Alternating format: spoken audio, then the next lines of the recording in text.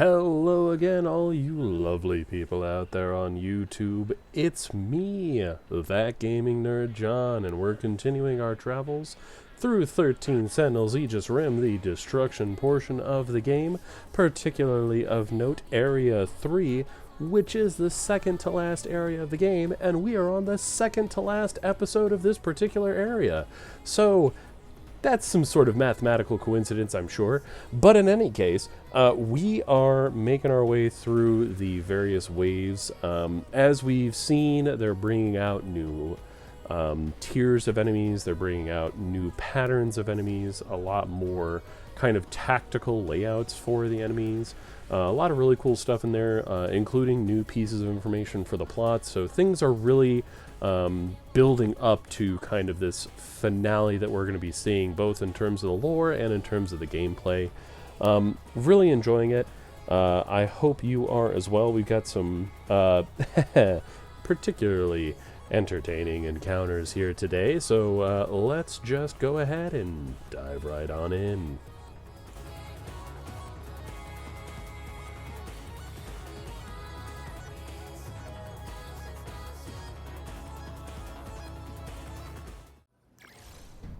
Oh goody, a horde of drum mines and twin tails.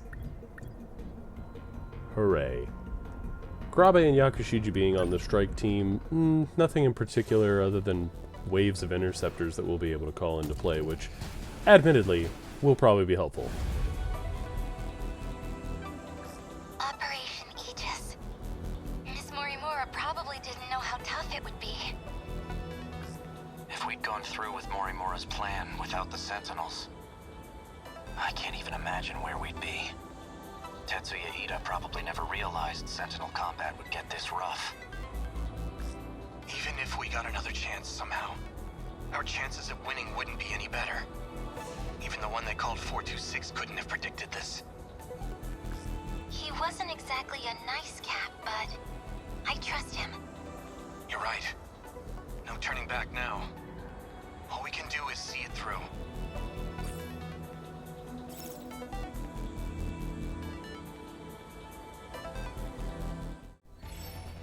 It's really cool to see like the different characters kind of referring back to some of those major plot points in their stories. Like you've got Yakushiji talking about Fluffy, and you've got Karabe talking about 426, just because their storylines are so heavily embedded with those particular characters, and just how those characters couldn't really have foreseen how rather challenging this battle of attrition really would be, and what a toll it would take on the pilots. So kind of just some nice little nods there in terms of like character development and things like that.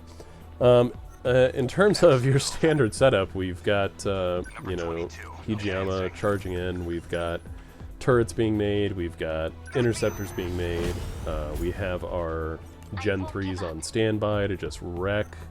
Yeah, it's really pretty much a standard affair here. We know going in that it's going to be a lot of long-range units, so having that ability to kind of stop that from happening. Bunch of weenie enemies, EMP surrounding, more than capable of being able to kind of thin the herd there. Substantially thin the herd there. Pulse laser, fantastic. Clean it up. Boom. Done. Piece of cake. That's just the opening salvo, so now I'm sure we'll be able to get to see how this is going to continue to evolve. Missile rain, not a bad call. That's probably going to really help in terms of making sure that any of these waves coming in are going to be thinned out substantially. I'll make it work. Demolisher blade, greedy, but it'll work. Like, that's going to take care of basically all of those guys. Jeez. Yeah, I kind of forgot, like, you can really clear out a lot with Demolisher Blade. That AoE that it's got is pretty solid. Leg Spike, because we're apparently trying to just focus on this high quad, I guess. I can't say no to that. I think that's not a bad call.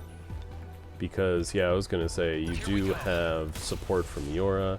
The range on that was just enough, because there's actually And it's not something we've really encountered all that much, but there's actually a minimum range on a lot of these Gen 3 moves, so being aware of that's really important, because otherwise you will move them in too close, and then they won't be able to actually help you any.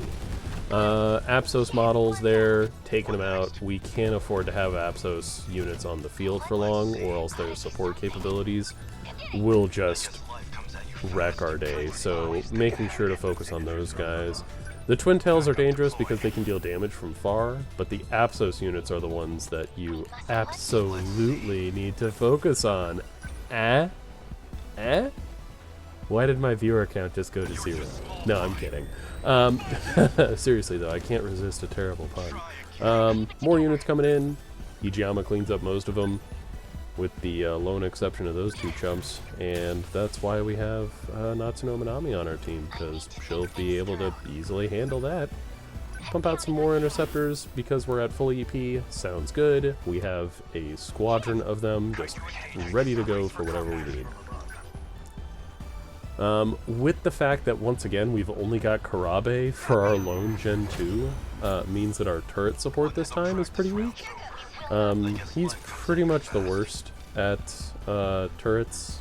He's much better when it comes to kind of the other capabilities for Gen 2s, which, admittedly, like, my playthrough will make you think that they are literally just turret-generating factories. But they actually do have a lot of other uses. They are good backup for a Gen 1, like being able to bring them up with a Gen 1, having kind of those other capabilities to deal substantial damage and lend support with like slowing down enemies, helps the Gen 1s to kind of tackle stuff too. So they have other capabilities. I just love turrets because it's a tower defense game. And turrets are good. Allowing that to come in. You can see that Apsos unit right in the center where Hijiyama was, and he just goes, "Good day, sir." There's a couple of units there, clean up. I'm not sure I should have really picked that. I probably should have picked something that could also handle air units as well, so that might not have been the best play.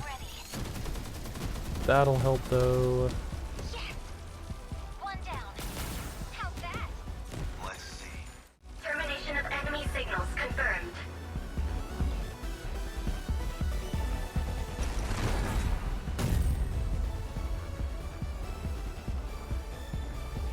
Aegis activated. Terminal closure complete. Surrounding 2-kilometer area now fully secure. Ending tactical analysis. This is getting rough.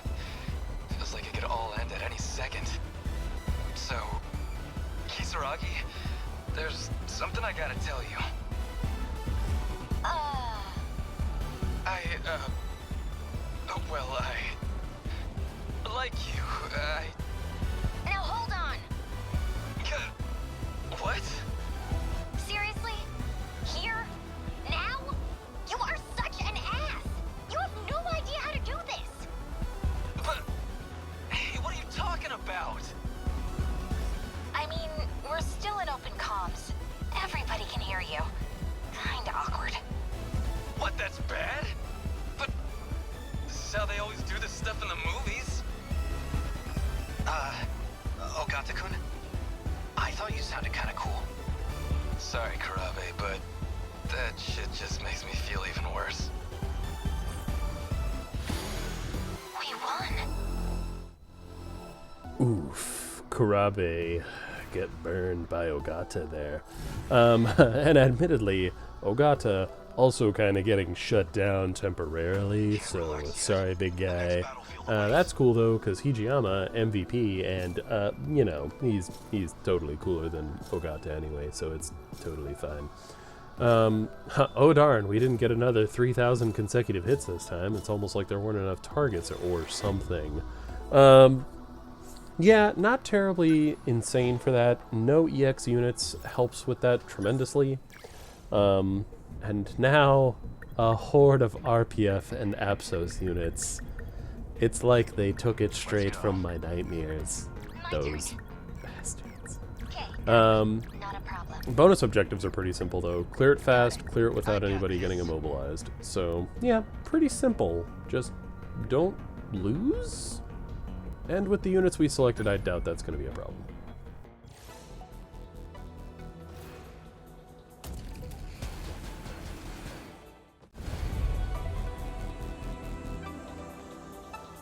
How many terminals we got left? Looks like 4. Nothing for it.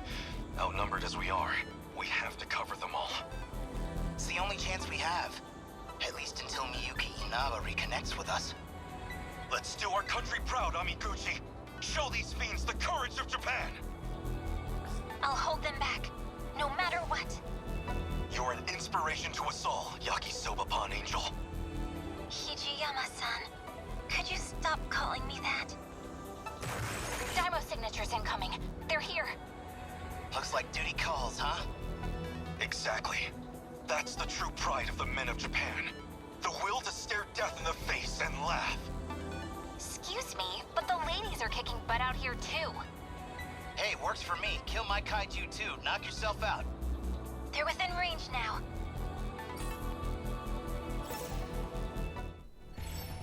So that little exchange right there probably has some of my favorite dialogue for both Hijiyama and Amaguchi. Like getting to see like Hijiyama's like super serious, like our manly pride, we're so courageous going into battle, and then the ladies just being like, yo, we're here too, and Amaguchi being like, hey, that's sick, do all my hard work for me, that sounds amazing. Is just chef's kiss. Amazing. Fantastic stuff. What's not fantastic is the enemy composition for this mission, because I hate Apsos units, as I'm sure all of you have discovered by now.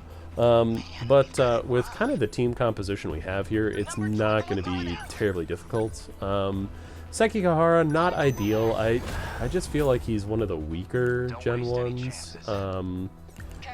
We do have Fuyusaka, so our turrets are going to be stronger, and we do have Shinonome, so we're just going to have a bajillion turrets. We do have Kisaragi, so we'll be able to kind of focus fire pretty easily because of her ability with the railgun. But like right here, so Hijiyama would have been able to handle that with like an EMP surrounding, but Sekigahara only has EMP attractor, and we're trying to destroy them, so a bit more challenging.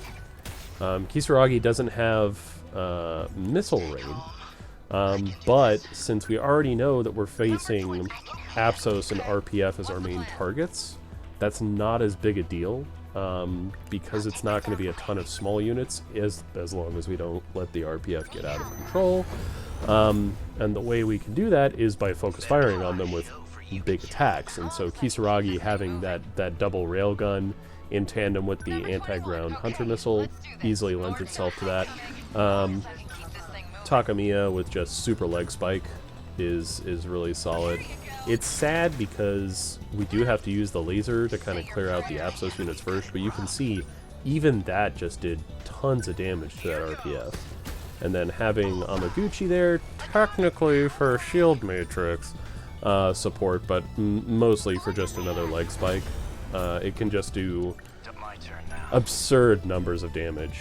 And then we've got just Sekigahara kind of meandering around the battlefield to lend help when he can. Yeah, here we go. Another leg spike. Probably. Yeah. So like that back one, gone. And then turret, turret, turret. Just chipped away like 80% of the health of that unit.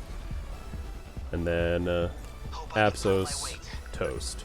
Like that's just Fadunian rings. Leg spike, clean it up. And probably leg spike to clean that up. Yeah, pretty clean so far, because this is a really strong team. If this team had Hijiyama instead of Sekigahara, it might just be one of the strongest teams in the game, honestly, in terms of like team composition. And then this is the last wave, so Sekigahara might actually be able to like showcase a solid Demolisher Blade here. Hey, attaboy. Not bad. Not bad at all. And then that's basically it. Yeah, we're done here. That Long work? as I can keep this thing moving. Clean 'em up. Termination of enemy signals confirmed.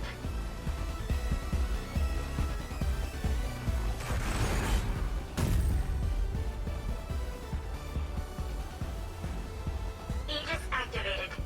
Terminal closure complete. Surrounding 2-kilometer area now fully secure. Ending tactical analysis. Aegis activated. Is anyone too compromised to keep fighting? We barely had a moment to breathe. The girls may be pushing their limits. I'm still okay. I can keep fighting. There are 3 terminals remaining. We can protect 2 of them with Aegis. But we're on our own with the last terminal. How much longer do we need to hold out? We need to re-establish a connection with Miyuki Inaba. That's still 10 hours off. 10 hours we don't have. But her plan is our last hope. Then we fight to the last. Until we have nothing left. The Kaiju are heading for the next terminal. Brace yourself, Keitaro. We are soldiers. And this is the moment we train for. Hours. Days. It doesn't matter. We'll hold the line. Man, this is rough. So yeah, pretty straightforward, honestly. As intimidating as it was to see, you know, RPF and Apsos horde incoming, not terrible. All around, pretty even spread. So Sekigahara somehow gets MVP. I'm gonna guess from that RPF cleanup at the end there. That just allowed him to kind of push out some pretty big numbers. And those turrets really helped substantially. They chipped away at the health of a lot of those guys. So just in general, solid combination there. Yeah, like they were saying, you know, 10 hours away from reconnecting with Inaba, so that's a logistical challenge for them, and it seems as time goes by, it becomes harder and harder for them to hold out against these Kaiju hordes. So, you know, with a clear understanding that there are not that many missions left in this area, there's clearly got to be a workaround. And that is something that we will see next time, but not this time. So overall, a pair of missions that weren't super impossible there. It was really just kind of, again, showcasing a lot of these units that before we had seen sparsely, a lot more frequently, and how that can present a challenge to the player if they let it get out of hand.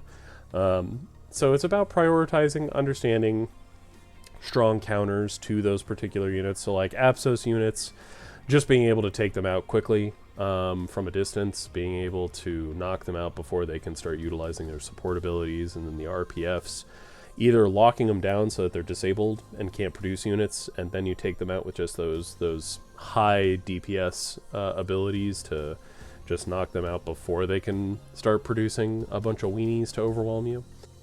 So that'll wrap it up for this kind of penultimate episode for now. So if you're looking forward to the last episode of the 3rd area of our destruction playthrough here, don't forget to hit that like and subscribe button. It's important for things like being aware of me working diligently. Supposedly. Well, thanks for watching. I hope you've enjoyed. And, as always, until next time, take it easy.